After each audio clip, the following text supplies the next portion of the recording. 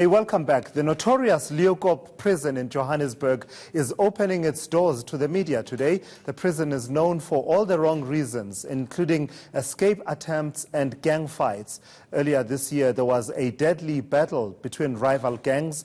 eNCA's Khayelihle Khumalo joins us now, having come back from prison. You've been in prison, Kaya. What was the experience like? Well, it was a very interesting experience, Caesar, because it was a very rare experience at that. So essentially, the department is trying to deal with some of the perennial challenges that they've had for some time, including overcrowding, for example. So look at Gauteng province. They have about 26 facilities. In this number, you have a population of inmates of about 37,000. So that's a very massive number. So that's one of the main challenges that the department is still facing. But now they're talking about the intervention of trying to spread across the country the inmates to make sure that they evenly distribute them across the country as opposed to be centered in one place. But it was really interesting, Caesar, interacting with some of the inmates and also how the rehabilitation programs, how they are bearing the fruits, how some of these inmates now, they're really seeing the bright side because it's few years left before they leave the prison. What's the situation in particular at Leeuwkop, Kaya, in terms of the numbers of people that are there, but also in terms of the facilities themselves? We know that the Judicial Inspectorate on Correctional Services recently came out with a report that basically said a number of these facilities actually are due for an upgrade and they are overcrowded by a wide margin.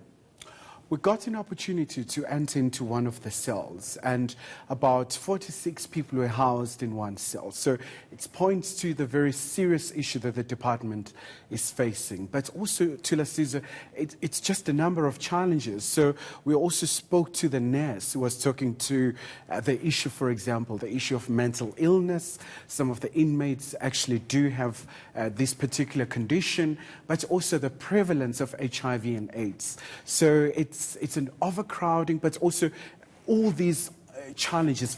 So it's a very compounded environment because so as they try to deal with overcrowding, you still have an outbreak of certain diseases, but they're saying they're working so hard in making sure that they arrest the outbreak or to make sure that they minimize the effect. Yeah, because I mean the issue of mental illness and the rate at which some of these prisoners end up in a situation where they're not supposed to be in prison to start with, but because the number of mental health facilities out there in the general public and also, the general public health facilities don't have mental health facilities as much as they should. Some of these prisoners end up being in prison.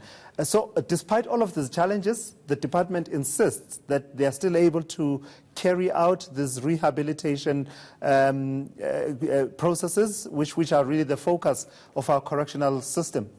The Correctional Services Department is known for its phrase. So they always say they are just a society on their own because they have, apart from just the warders that they have, so they have a number of staff. They have psychologists, psychiatrists. So during the very particular moment when I spoke to the nurse, for example, she was talking about how the psychiatrist is visiting Leeuwkop, for example, fortnightly to make sure that some of the inmates who are suffering from mental illness, they are observed and stabilized, and making sure that as much as they're going through a very rough time, but they are able to address these issues.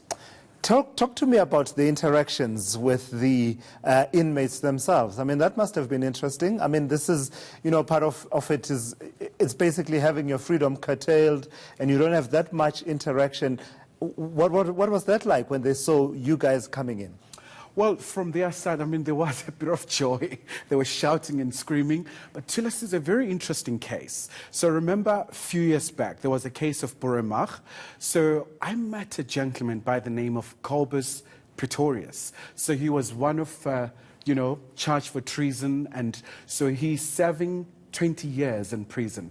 So he was just talking to me about his experience, how he came from this family where he was raised as a young extremist, but going to prison, it has changed his world. So now he's able to integrate with so many South Africans, irrespective of their color or creeds or race, for that matter. So for me, that was a very interesting chat I had with him, because he was saying, look, I have a new perspective about life. So I suppose that's a very good story for the department, because it's also about being able to rehabilitate one so that you come out and be reintegrated into society. But also the facilities, how they grade the system, where they will have those inmates who are about to leave the prison, how they live in that particular medium A, as opposed to the maximum prison where you have your hardened criminals.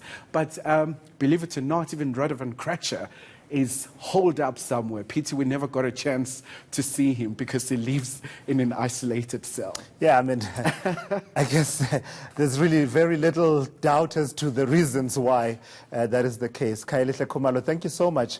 Do look out for Kaya's full report on his experience having visited Leeuwkop prison here in Johannesburg, and he will be telling you about the conditions under which some of the inmates are kept there and the kind of programs that are carried out there.